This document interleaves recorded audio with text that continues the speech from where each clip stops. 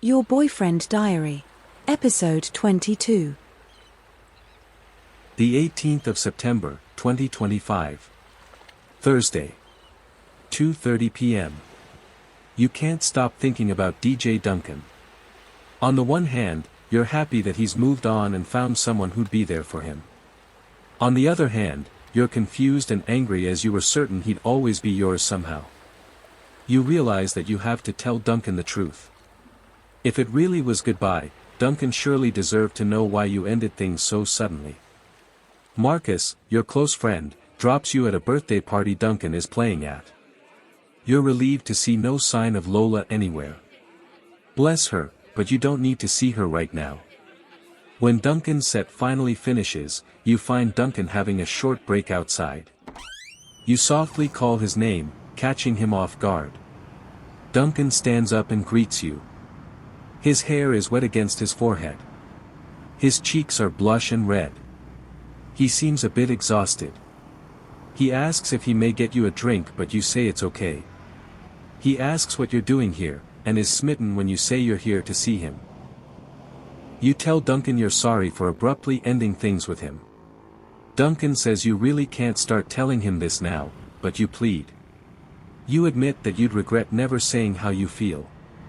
Even though you never said it back, you do in fact love him. You love him so much it makes your head hurt. Duncan looks away, unsure of how to respond whilst still respecting his relationship. You tell Duncan you appreciate his help with Chelsea, but that she forced you to end things.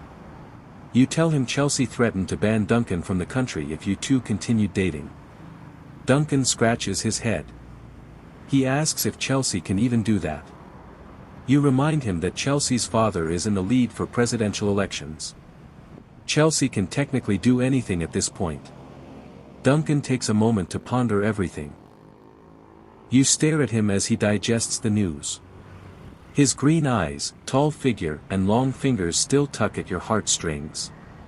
You miss the way you two used to kiss. The passion, the sex, and the close bond.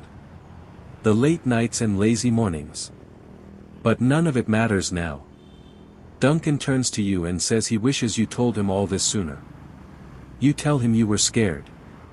Duncan frowns and says that doesn't matter. He scolds that no one is ever to mess with you. You feel a bit submissive as he gently confronts you, his frustration evident. Duncan says you two could have still been together had you just told him. You say you genuinely didn't know what to do. Duncan sighs and wipes the sweat off his forehead. He thanks you for telling him anyway. Hey Duncan, it's time for your last set. Duncan gets called in by one of the event organizers, who asks him to come back in soon. Duncan nods before turning to you. You meet eyes, both unsure and nervous. You try to lighten the mood and say Lola is lucky to have him. Duncan smiles, despite his sad heart. Thank you for showing me what real love feels like, Duncan says to you. You can't bring yourself to say anything, except that you'll miss him so much. He says he'll miss you too. You tell Duncan you'll see him around town. He agrees, awkwardly, and says it was good seeing you. You briefly hug before you head outside to call Marcus. Outside, you burst out crying.